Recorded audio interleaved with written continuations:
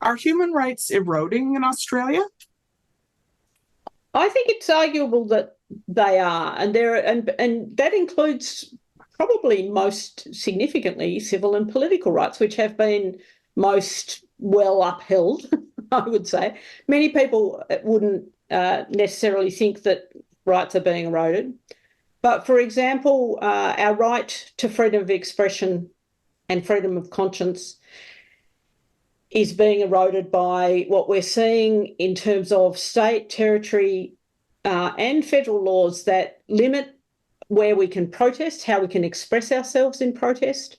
So where we can protest, when we can protest, how we can protest, so how we can express our political views. And central to the idea of democracy is that we have a voice in the democracy. And voice, of course, is a very topical subject. And I guess particularly for most marginalised groups, we see the erosion and, well, perhaps not even the achievement of rights, but then the erosion that takes away what few rights people have achieved.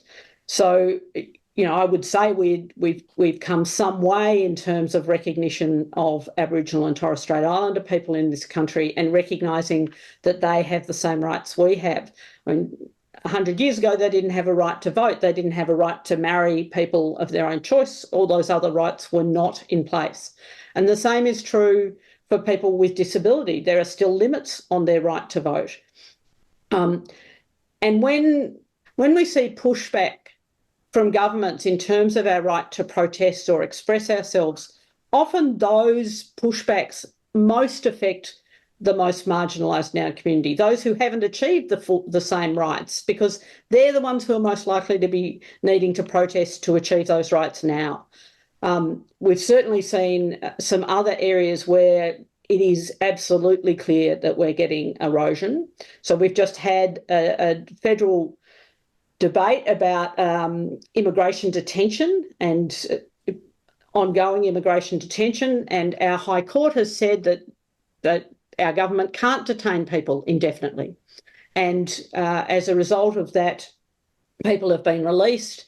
And then we've seen this flurry of laws that is taking away freedoms of those people who, many of them, their only problem is that they sought asylum in this country. So we see that right to asylum seriously undermined in Australia.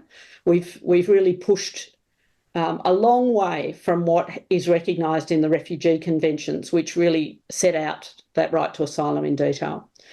There are other rights that during things like COVID, we saw a real undermining of the right to health for some groups, where by opening up the whole of our society and really removing a whole lot of the protective factors like masking and some of the distance requirements, we put certain people at much greater risk of developing COVID and potentially losing their lives.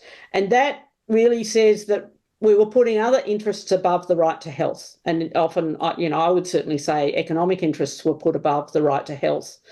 And for many people in remote Aboriginal communities and many people with disability, they have lived in fear as a result of that loss of the protective mechanisms around the COVID epidemic.